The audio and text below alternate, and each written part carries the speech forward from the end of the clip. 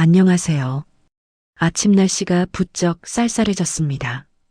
어르신들 건강, 특히 환절기 감기 조심하세요. 구독과 좋아요는 영상 제작에 큰 힘이 됩니다. 오늘 이야기는 저의 시아버지 이야기입니다. 그날 나는 시아버지를 집 밖으로 내쫓았습니다. 새벽 5시 30분. 아직 해도 뜨지 않은 시간이었습니다. 저는 그분의 옷가지를 보따리로 싸서 손에 들려드렸습니다. 말 한마디도 하지 않고요. 그분은 75살 되시던 해였습니다. 고집세고 말없고 손재주만 좋은 전직 목수였습니다. 박용태, 제 남편의 아버지, 나쁜 며느리라고 욕하셔도 좋습니다. 하지만 그날 아침 나는 더 이상 견딜 수 없었습니다. 가난에 짓눌린 나머지 그분을 바라보는 것 자체가 고통이었거든요.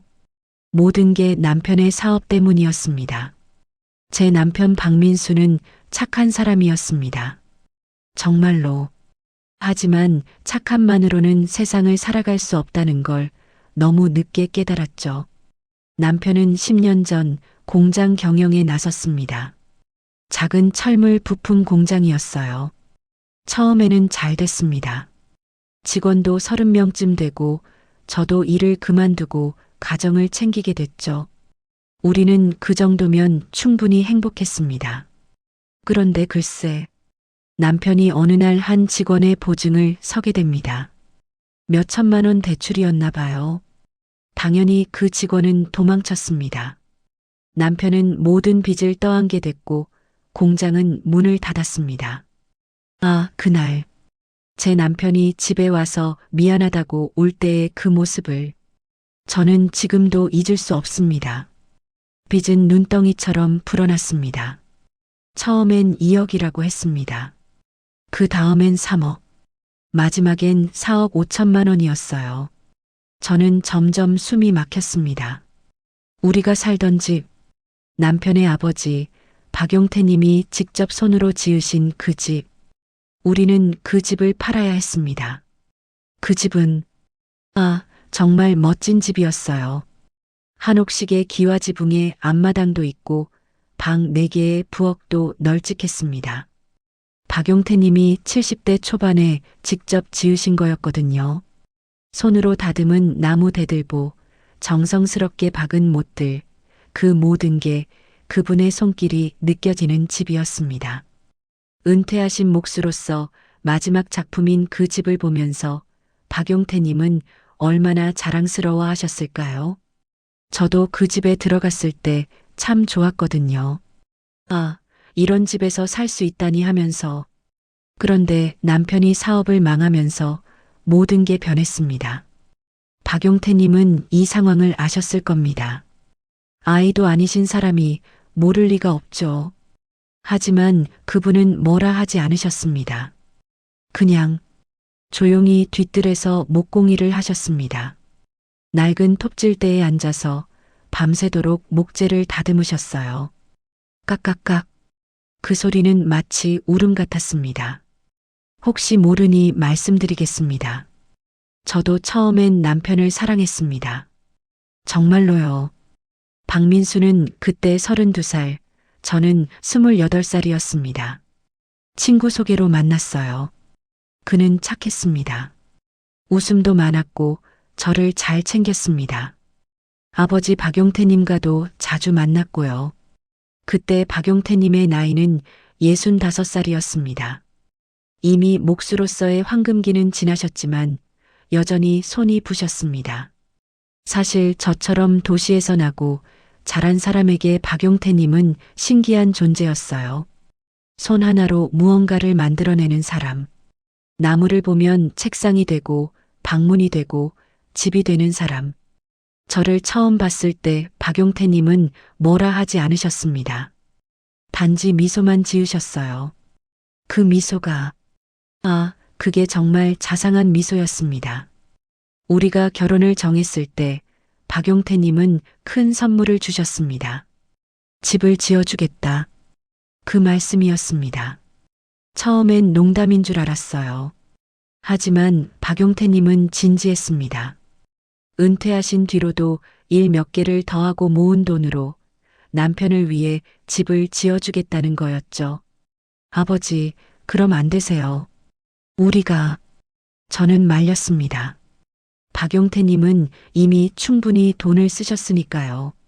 하지만 박용태님은 고집을 부리셨습니다. 그분은 참 말이 없으셨거든요. 말 대신 손으로 설득하는 사람이었습니다. 그렇게 2년이 걸렸습니다. 박용태님이 손으로 직접 집을 지으시는 데에는 2년이 필요했어요. 주말마다 저와 남편은 시골 땅으로 갔습니다. 거기엔 아무것도 없었어요. 맨 땅. 그 위에 박용태님은 혼자 기초를 파고 벽돌을 쌓고 나무 대들보를 깎으셨습니다. 저는 그 와중에 물을 날라주고 밥을 해드렸습니다. 남편은 아버지를 도우면서 목공의 기초를 배웠고요. 어느 날 저녁 박용태님은 저를 불러 세우셨습니다. 은주야, 이 집이 완성되면 넌 행복할 거다. 그분이 정말 그렇게 말씀하셨어요. 이 집에서 아이도 낳고 밥도 해 먹고 가족이 함께 웃는 날들을 보낼 거다. 내가 보장한다. 박용태님은 다시 톱을 들었습니다. 저녁 햇빛이 그분의 주름진 얼굴에 닿았어요. 저는 그 순간이 얼마나 소중했는지를 그 당시엔 몰랐습니다. 사람은 참 늘 그렇더라고요. 행복할 때 그 행복을 모르고 잃어버린 뒤에야 그게 얼마나 소중했는지를 깨닫습니다. 2년 뒤 집이 완성되었습니다. 정말 멋진 집이었어요. 한옥 스타일의 현대식 구조를 섞은 어디서도 본 적 없는 독특한 집이었습니다. 마루는 박용태님이 직접 깎으신 소나무였고 문고리까지도 정성이 느껴졌습니다. 이사를 하던 날 박용태님은 우리 부부를 데리고 집 전체를 한 바퀴 도셨습니다. 마치 박물관 설명처럼. 여기 봐. 이 기둥. 나무가 40년을 기다렸던 나무야. 가장 곱고 튼튼한 나무를 골랐단 말이야. 이 집도 그 나무처럼 오래 갈 거다. 40년, 50년, 아니 100년도 버틸 수 있는 집이야. 그분의 목소리엔 그런 게 있었어요.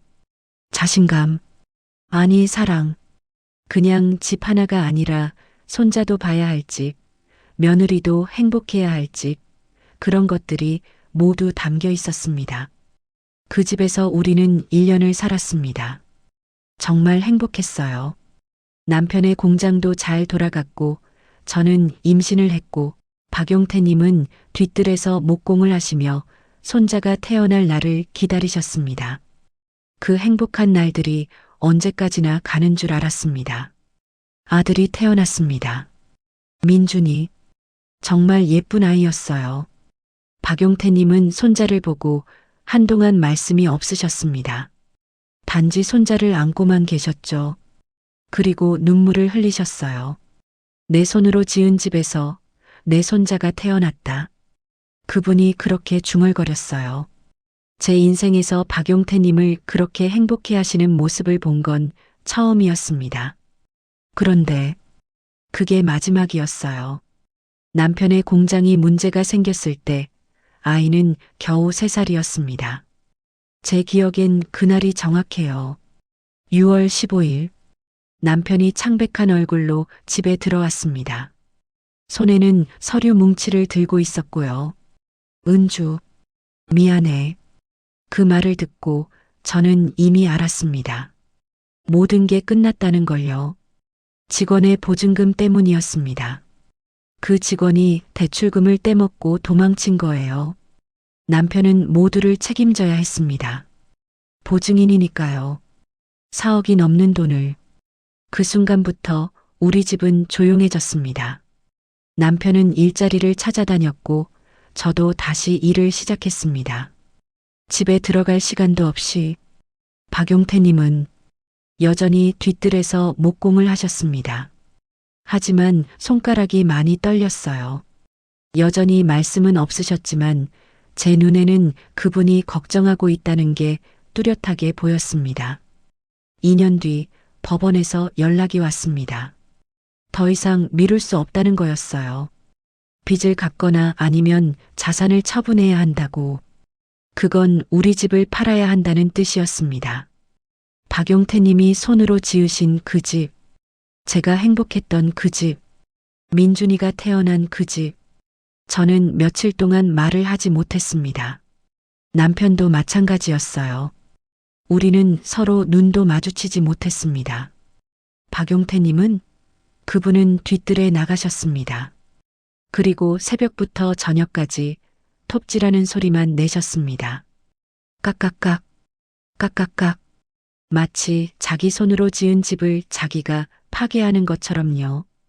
부동산 중개소는 우리가 사는 집을 보고 눈을 반짝였습니다. 지은 지 10년 된 집이었지만 관리가 잘 되어 있었고 무엇보다 시골에서는 매우 드문 건축 구조였거든요. 박용태님의 손으로 지어진 그 집은 시골 전문가들 사이에선 꽤 유명한 건물이었습니다. 이 정도면 7억 정도는 받을 수 있을 것 같은데요. 부동산 중개소장의 말에 저와 남편은 침묵했습니다. 7억이면 빚의 절반도 못 갚습니다. 하지만 우리가 가진 유일한 자산이 이것이었어요. 땅도 없고 저축도 없고 오직 이 집뿐이었습니다. 그 밤 남편이 저를 불렀습니다. 은주, 우리 집을 팔자. 처음부터 포기하는 말이었어요. 그리고 저도 이미 알고 있었습니다. 이길 수밖에 없다는 걸요. 하지만 말로 꺼내는 건 또 다른 거였습니다. 말하는 순간 모든 게 끝나는 느낌이었어요. 응, 그렇게 하자. 제 목소리는 모래알 같았습니다. 부스러워질 것 같았어요. 다음 날 아침 우리는 박용태님을 거실로 불렀습니다. 민준이를 어린이집에 보낸 뒤였어요. 남편이 말을 꺼냈습니다. 아버지, 우리 집을 팔기로 했습니다. 박용태님은 아무 반응이 없으셨습니다. 창밖을 보고만 계셨어요. 저는 그 모습이 참 처참했습니다. 말이 없는 그분이었지만 그 침묵만으로도 모든 게 느껴졌거든요. 그분이 얼마나 상심했는지. 한참 뒤 박용태님은 입을 여셨습니다. 내가 이 집에서 마지막까지 살 수 있을까? 그 말씀이었습니다. 우리 민수 사업이 다시 일어날 때까지 아니면 최소한 내 손으로 지은 이 집에서 마지막을 맞이하고 싶은데 박용태님의 목소리는 흔들렸습니다. 제가 본 그분의 목소리 중 가장 약해 보였어요. 아버지, 제 남편이 입을 열려고 했을 때 저는 말했습니다. 안 됩니다. 제 목소리였어요.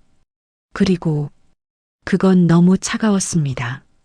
쇳소리 같았어요. 심지어 제 자신도 깜짝 놀랐어요.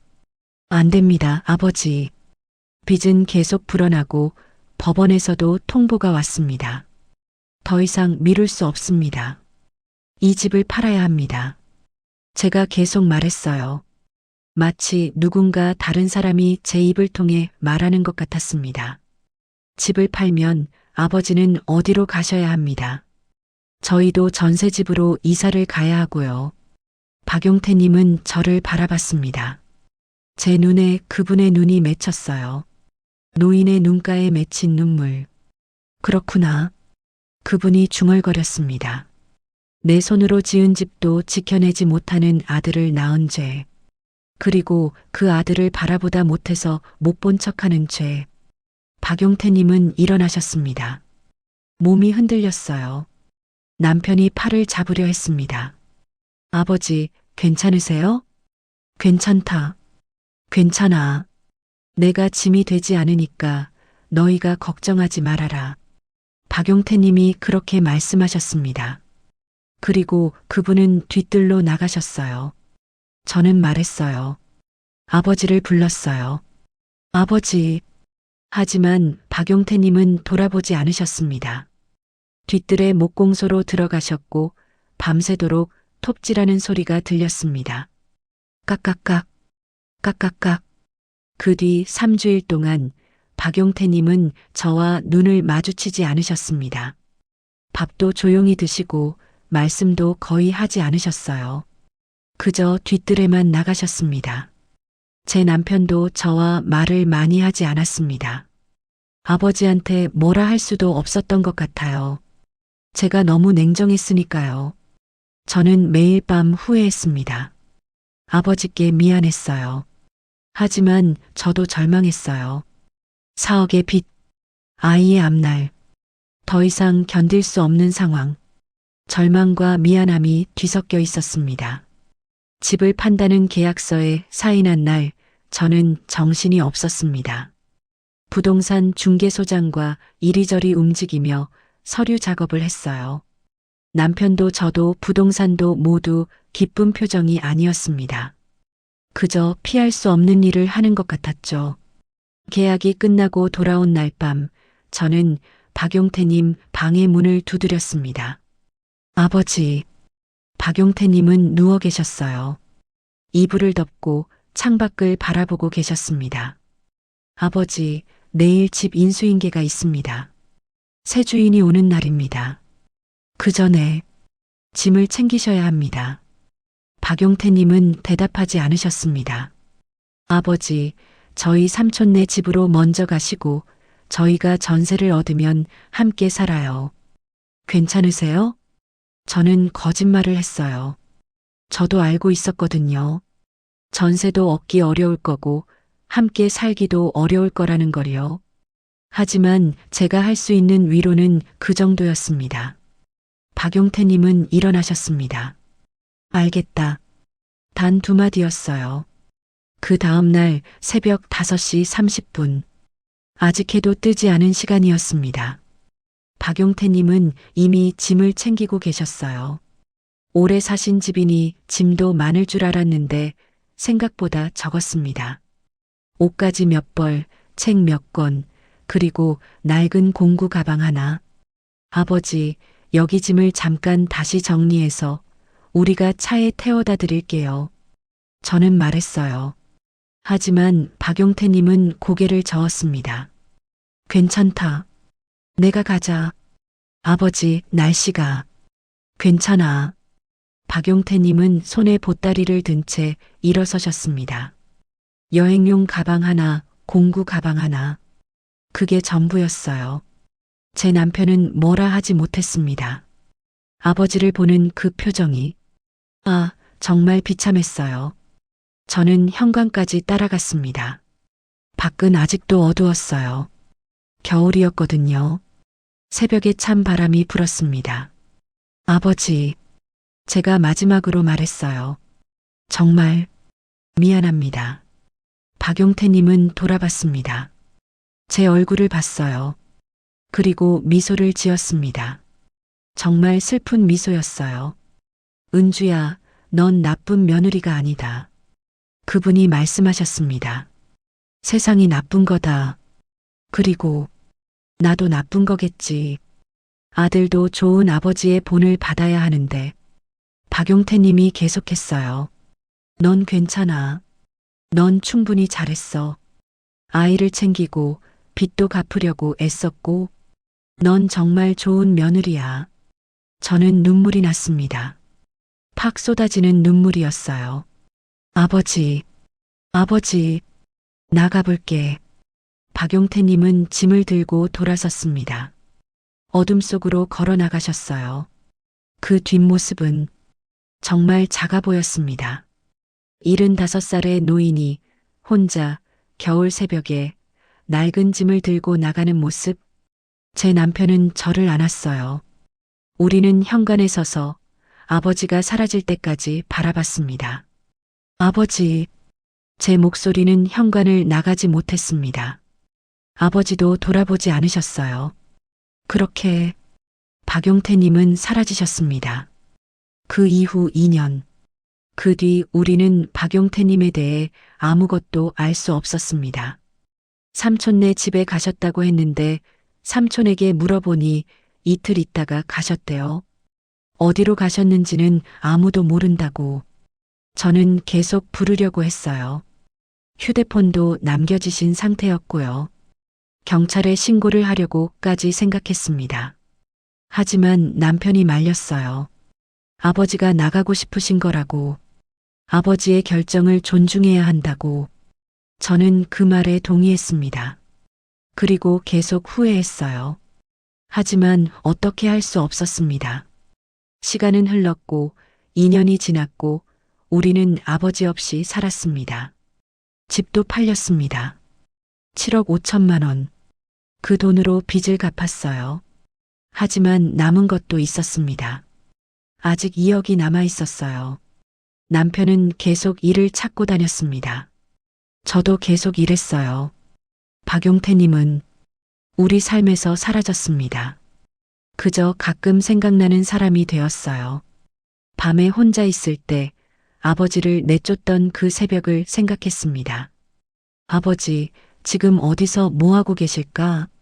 제가 중얼거렸어요. 하지만 답은 돌아오지 않았습니다.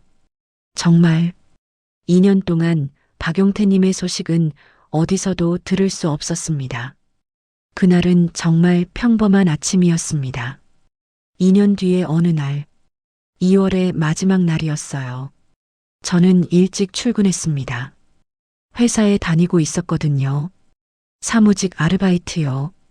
남편은 그날도 공장에서 일하러 나갔습니다.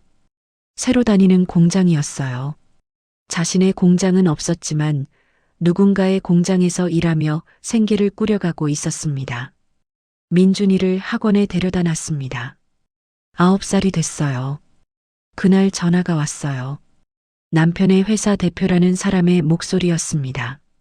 제 목소리가 떨렸어요. 네, 맞습니다만. 박민수 직원이 현장에서 일을 하다 사고가 났습니다. 지금 999에서 병원으로. 그 말이 제 귀에 들어왔을 때 제 머리는 하얀색이 되었습니다. 아무것도 들리지 않았어요. 단지 제 목소리만 들렸습니다. 아니요. 뭐라고요? 박민수 직원이 건설 현장에서 중장비에 치였습니다. 지금 응급실로. 제 업무는 그 순간 멈췄습니다. 손에 들린 서류도 떨어졌어요. 제가 병원에 도착했을 때 남편은 이미 수술실에 들어가 있었습니다. 의사는 심각한 표정으로 말했어요. 현재 중상입니다. 뇌가 손상되었고 다리도, 그리고 내부 장기도. 의사의 말은 말이 아니었어요. 그냥 소음이었습니다. 제가 할 수 있는 건 눈물을 흘리는 것뿐이었어요. 서명도 했고 보증금도 냈습니다. 하지만 제 손과 마음은 분리되어 있었어요. 24시간 뒤 남편은 깨어나지 못했습니다. 48시간 뒤 의사가 말했어요. 더 이상 회복의 가능성은 없습니다. 3일 뒤 박민수는 숨을 거뒀습니다. 제 인생이 끝났다고 생각했어요. 정말로. 남편과 함께 14년을 살았습니다. 아이도 있었고 함께 할 미래도 있었어요. 그런데 갑자기 모든 게 끝났습니다. 장례식장은 복잡했어요. 남편의 직장 동료들, 몇몇 친구들, 그리고 제 친구들이 왔습니다. 하지만 그들의 얼굴은 흐릿했어요. 저는 현실을 받아들이지 못하고 있었습니다. 제 아버지가 옆에 앉아 계셨고 어머니는 저를 안아주려고 했습니다. 하지만 저는 움직이지 못했어요. 단지 제 남편의 영정사진을 바라봤습니다. 웃고 있는 그 사진. 언제 이렇게 된 거지? 어제는 아침 출근 인사를 했는데. 정말 어제 말이야. 그런데 지금은 장례식장 문이 열렸습니다. 누군가 들어왔어요. 저는 무심코 올려다봤습니다. 그건 한 노인이었습니다. 75살 정도 되어 보이는 남자. 낡은 회색 판지바지를 입고 몸에 맞지 않는 검정 정장 상의를 입었어요. 신발도 달았습니다. 그분은 서성이더니 천천히 남편의 영정사진 앞으로 걸어갔습니다. 절을 했어요. 한 번, 두 번. 정중한 절이었습니다. 매우 느리고 최대한 정중하게. 그리고 제 눈에 그분의 얼굴이 들어왔습니다. 그건 박용태님이었습니다. 제 이름에서 시간이 멈췄습니다. 아버지, 제 입에서 그 말이 나왔어요. 박용태님은 저를 바라봤습니다. 우리의 눈이 마주쳤습니다. 2년 만이에요. 정확히는 2년 2개월 만에. 그분의 눈에는 눈물이 고여 있었어요. 하지만 박용태님은 말씀을 하지 않으셨습니다. 단지 저를 보셨어요. 오래오래, 마치 저를 기억하려고 하는 것처럼. 제가 가려고 손을 뻗었어요. 아버지를 부르려고 입을 열었어요. 하지만 박용태님은 고개를 저었습니다. 그리고 돌아서셨어요. 다시 절을 하셨고 향을 피웠습니다. 그리고 조용히 나가셨습니다. 아버지, 제가 일어서려고 했을 때 제 아버지가 저를 붙잡았습니다. 은주, 뭐 하는 거야? 아버지, 아버지가, 박용태 아버지가, 누구? 제 아버지가 물었어요. 이미 그분은 방을 떠나고 있었습니다. 제 시야에서 사라지고 있었어요. 아버지, 아버지, 잠깐만요. 저는 몸을 일으키려고 했습니다. 하지만 제 다리가 움직이지 않았어요. 3일을 움직이지 않고 있었거든요. 눈물에 잠겨 있었거든요. 박용태님은 완전히 사라지셨습니다. 누가 가셨어? 제 아버지가 다시 물었어요. 박용태님이, 내 시아버지가.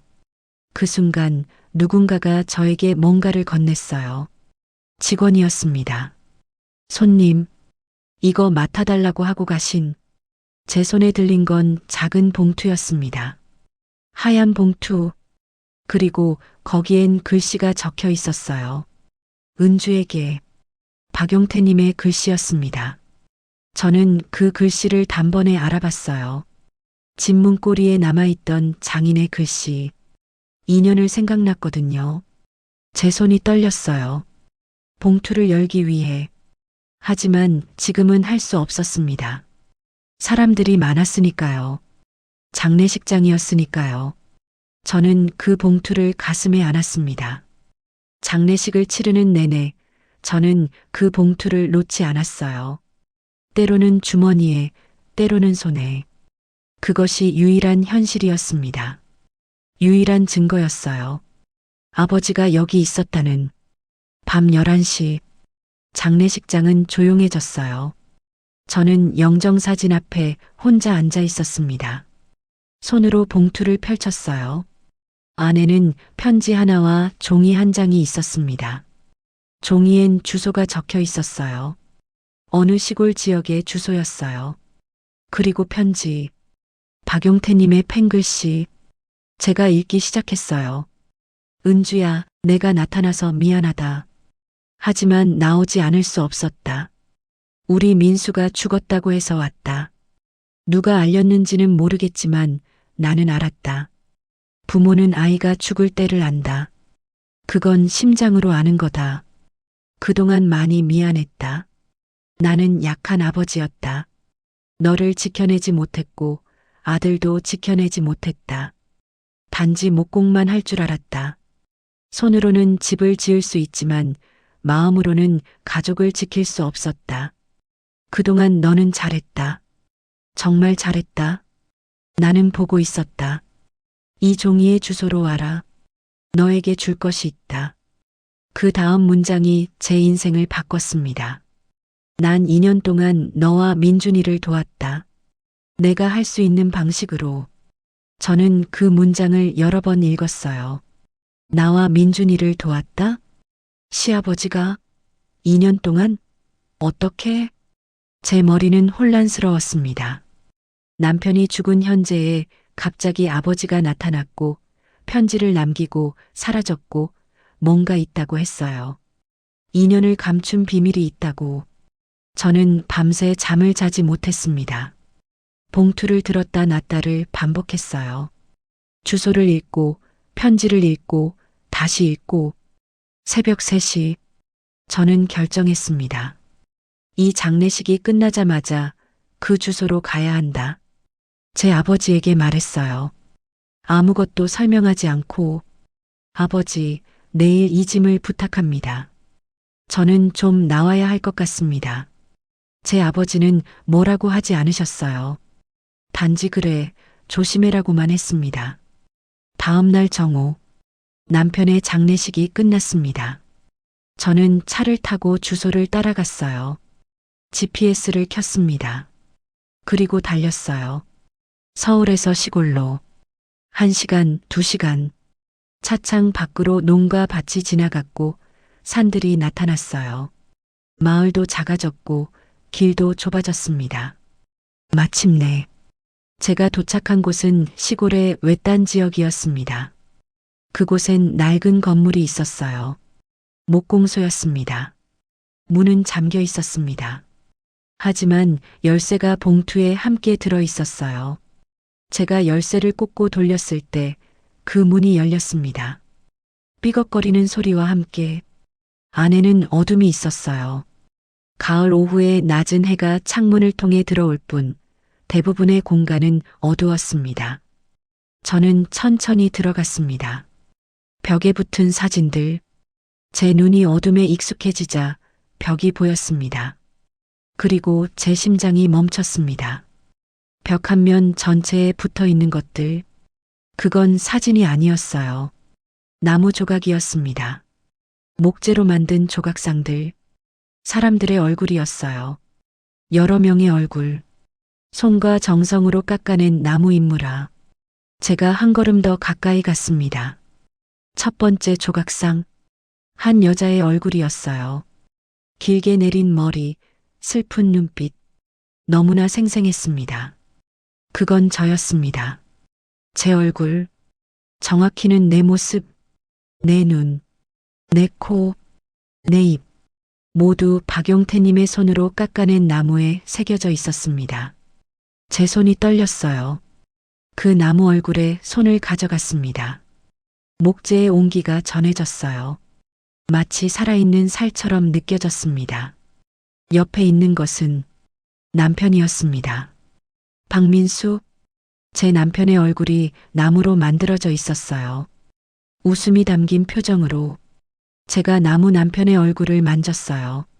눈물이 흘렀습니다. 민수, 아버지가 남편의 얼굴을 깎으신 거예요. 2년 동안 외로움 속에서 혼자 시골 공방에서 아들을 그리워하며 그 다음 것도 있었어요. 작은 얼굴, 9살 소년의 얼굴이었습니다. 제 아들 민준이었어요. 손자를 본 지 2년이 넘은 아버지가 기억 속에만 있는 손자의 얼굴을 깎으신 것입니다.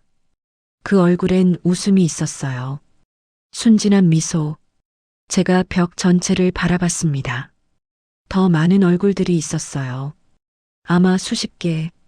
각각의 표정이 다르고 각각의 시간대가 담겨 있는 것 같았습니다. 그리고 우리 가족, 저도 남편도 손자도 모두 여기 있었습니다. 아버지의 손 속에 제가 시선을 내렸을 때 나무 책상 위에 오래된 노트가 놓여 있었습니다. 저는 그것을 집어들었어요. 표지엔 글씨가 적혀 있었습니다. 박용태님의 필체였습니다. 그리고 날짜, 2년 전부터 시작된 기록이었어요. 저는 페이지를 넘겼습니다. 첫 페이지, 2년 전 1월 15일, 은주 병원비, 120만 원. 제 손가락이 멈췄어요. 우리가 병원에 간 적이 있었나요? 제가 아파서 기억이 났습니다. 그때 저는 극심한 스트레스로 신경성 위염이 있었어요. 남편이 사업을 망치고 2개월 뒤였습니다. 120만 원. 아버지가 내셨어요. 다음 페이지. 1월 20일. 손주 민준이 겨울옷. 80만 원. 민준이가 그의 겨울에 새 옷을 입었었어요. 제가 사줬다고 생각했는데. 2월 3일. 은주 영양제. 45만 원. 2월 15일. 민준이 학원비. 3개월치. 180만 원. 페이지를 계속 넘었어요. 3월 10일. 은주 치과. 75만 원. 3월 25일 민준이 운동화 35만 원. 4월 5일 집 난방비 성금 200만 원. 4월 20일 은주 직장 면접복 구입 60만 원. 5월 1일 민준이 여름옷 85만 원. 5월 15일 은주 피부과 40만 원. 계속 이어졌어요. 매달, 매주, 어떤 때는 며칠에 한 번씩 제 손이 떨렸어요. 페이지를 계속 넘었습니다. 2년을 가득 채운 기록. 그 모든 게 우리를 위한 것이었어요. 2년 3월 30일 은주 안경 65만 원. 2년 4월 10일 민준이 숙제를 도와줄 책 25만 원. 마지막 페이지 2년 8월 20일 은주와 민준이를 위해 지은 나무 상자. 손재주로만 할 수 있는 일. 그리고 마지막 항목. 총 기금 약 3,500만 원. 모두 내 손으로 벌었고 내 사랑으로 썼다. 제가 장부를 놓쳤어요. 손에서 떨어진 노트. 제가 벽장을 열었습니다. 아무도 없는 공방을 혼자 돌아다니며 거기엔 물건들이 가득 있었어요. 나무 숟가락, 손가락 하나 정도 크기인 목재 장난감, 아이 크기의 나무 책장, 손을 데우는 나무 반팔, 밥 먹을 때 받칠 나무보, 이불을 정리할 나무 상자, 선반, 문고리, 창문 손잡이, 모두 손으로 깎아낸 것들이었어요. 그리고 각각에는 종이가 붙어 있었습니다. 민준이가 학용품을 정리할 나무 상자. 2년 1월 은주가 사용할 수 있는 나무 숟가락.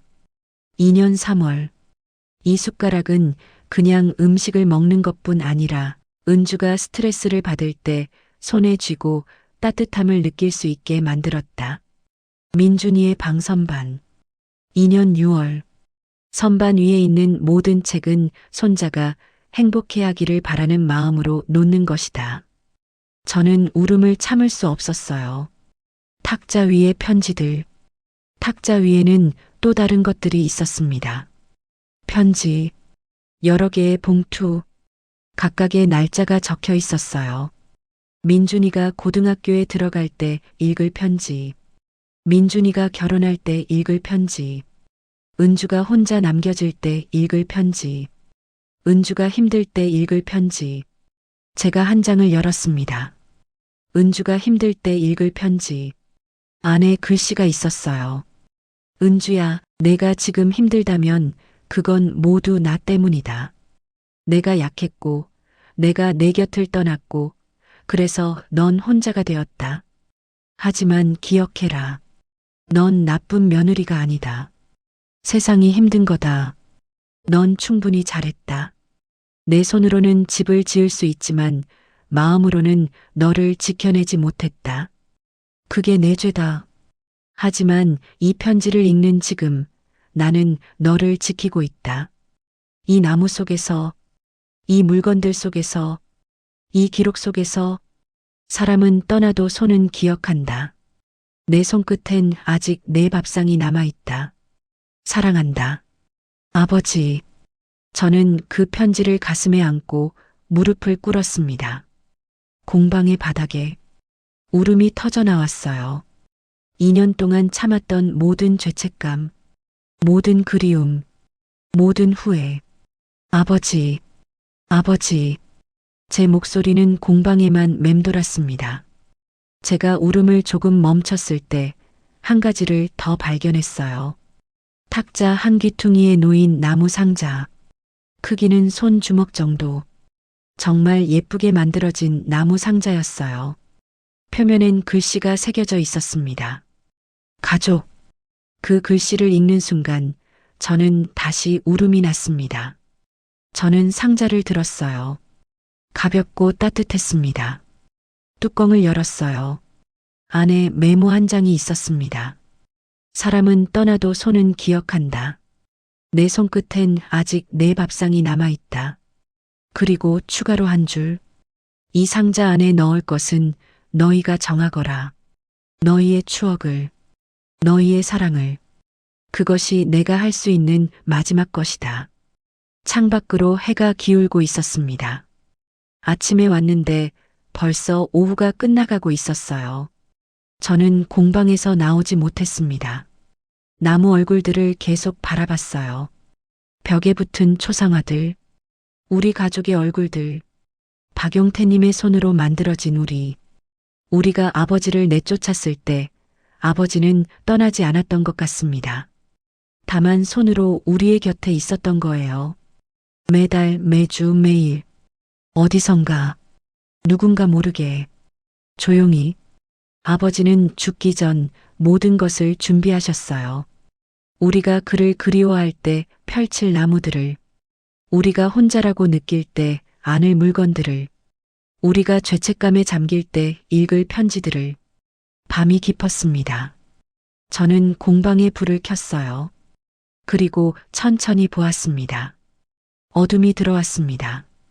하지만 그 어둠 속에서도 나무 초상화들은 보였습니다. 달빛을 받아서 저는 가족이라고 쓰인 상자를 들고 공방을 나왔습니다. 열쇠를 돌렸어요. 잠겼습니다. 그리고 돌아서서 한 번 더 문을 바라봤습니다. 아버지, 고마워요. 정말 고마워요. 제 목소리는 밤하늘로 날아갔습니다. 박용태님의 손은 이제 더 이상 만들지 않을 것입니다. 하지만 그 손이 만든 모든 것이 우리 가족의 곁에 남아있을 것입니다. 영원히. 차에 타서 공방을 나올 때 제 가슴엔 가족이라고 쓰인 나무 상자가 안겨 있었습니다. 새벽이 밝아오고 있었어요. 밤새 운전을 했거든요. 떠날 수 없었습니다. 공방을 떠날 수 없었어요. 벽에 붙은 초상화들을 계속 만져야 했고, 편지들을 계속 읽어야 했고, 아버지의 손이 만든 모든 것을 한 번 더 확인해야 했습니다. 차 안에서 울기도 했고, 웃기도 했고, 그냥 멍하니 앉아만 있기도 했어요. 가장 어려운 것은 민준이에게 알리는 일이었습니다. 학교에서 돌아온 아들. 아버지가 죽고 일주일 뒤 할아버지가 나타나셨다가 2년 전에 사라지셨다는 걸 어떻게 설명할까요? 그리고 할아버지가 계속 우리를 보고 있었다는 걸요. 저는 거실 소파에 앉혔습니다. 민준이를 옆에 붙였어요. 민준아, 할아버지 얘기 있어. 민준이가 고개를 들었습니다. 9살 아이의 눈이 아직도 슬픔으로 젖어 있었어요. 너 기억나? 예전에 할아버지가 우리랑 살던 때? 민준이가 고개를 끄덕였습니다. 그 뒤에 할아버지가 나가셨어. 엄마가 할아버지를 내쫓은 거야. 그때 엄마가 많이 힘들었고 엄마 마음도 안 좋았어. 저는 아이에게 진실을 말해야 했습니다. 근데 말이야. 할아버지는 나가신 뒤에도 계속 우리를 도와주셨어. 민준이가 한눈을 팔지 않고 듣고 있었어요. 저는 가족이라고 쓰인 상자를 꺼냈습니다. 이게 뭐냐면 할아버지가 2년 동안 만든 거야. 자기 손으로. 할아버지가? 응. 할아버지는 계속 우리를 생각했어. 엄마가 병에 걸렸을 때도, 너 학원을 다닐 때도, 엄마가 옷을 사야 할 때도, 할아버지는 돈을 벌어서 자기 손으로 도와줬어. 민준이의 눈에 눈물이 맺혔어요. 그리고 할아버지는 나무를 깎으셨어. 계속. 엄마 얼굴도 깎고, 아빠 얼굴도 깎고, 너 얼굴도 깎으셨어. 제가 핸드폰을 켜서 공방의 사진을 보여줬습니다. 제가 찍어온 초상화들. 민준이는 그 나무 얼굴들을 보며 울음을 터뜨렸습니다. 엄마, 할아버지가 나를. 응. 할아버지는 자기가 할 수 있는 방식으로 우릴 사랑했어. 손으로. 그 다음 주 저는 민준이를 데리고 공방으로 갔습니다. 아이가 처음 공방을 들어섰을 때 말을 잃었어요. 벽 한 면의 초상화들을 보며 가장 중간에 있는 초상화. 그건 민준이 자신이었습니다. 9살 때 모습 그대로. 박용태님이 기억해서 만들어낸. 민준이는 그 나무 얼굴 앞에 섰습니다. 만져봤어요. 손가락으로 콧등을, 뺨을, 입을. 할아버지가 이렇게 했어? 응. 나무를 깎아서. 민준이는 눈물을 흘렸습니다. 아이가 할 수 있는 최대의 이해와 사랑으로. 엄마, 할아버지 많이 외로우셨나 봐. 제 가슴이 철렁했어요. 9살 아이가 할아버지의 외로움을 이해했습니다. 응, 정말 많이 외로우셨을 거야. 그래도 우리를 생각했어? 응, 계속. 민준이는 나무 할아버지 옆에 있는 자신의 초상화를 안았어요. 마치 할아버지를 안듯이. 우리는 공방을 정리하기로 했습니다. 장부들을 정리하고 편지들을 정렬했으며 손으로 만든 물건들을 박스에 담았어요. 민준이도 함께. 벽에 초상화들도 내렸습니다. 그리고 작은 박스에 차곡차곡 넣었어요. 마치 아버지를 모시듯이. 처음엔 우리가 모든 것을 박물관에 보내려고 생각했어요. 박용태님의 작품들을 세상에 알리고 싶었거든요. 하지만 아버지의 편지를 다시 읽으며 우리는 다른 결정을 했습니다. 이건 아버지와 우리의 이야기다. 저는 민준이에게 말했어요. 세상과 공유할 수 있지만 가장 먼저 우리가 간직해야 할 것들이야. 마지막 날 우리는 공방에 들어갔습니다. 모든 것을 옮긴 뒤 공방엔 아무것도 남지 않았어요. 오직 목공소의 흔적만 있었습니다. 톱질대, 깎아내던 연장들, 목재가루들. 민준이가 제 손을 잡았습니다. 엄마, 할아버지가 여기서 뭘 생각했을까? 아주 좋은 질문이었어요. 할아버지는 우리를 생각했을 거야. 그리고 용서를 기원했을 거고 우리가 행복하기를 바랐을 거야. 엄마도 할아버지한테 미안해? 제 목소리가 나왔어요. 응, 정말 많이 미안해. 민준이가 제 옆에 기대었습니다. 그럼 할아버지가 우리를 용서해 주실까? 저는 아이를 안았어요. 응, 할아버지는 이미 우리를 용서하셨어. 왜냐하면 저는 공방을 둘러봤습니다. 왜냐하면 이 모든 것들이 용서니까, 사랑이니까. 할아버지의 손으로 만든 용서. 2년이 지났습니다. 그 2년 동안 저는 공방을 박물관으로 만들었어요. 박용태 목공의 전시관, 초상화들을 벽에 전시했고 손으로 만든 물건들을 선반에 놓았습니다. 그리고 편지들, 모든 편지를 투명한 액자에 넣고 전시했어요.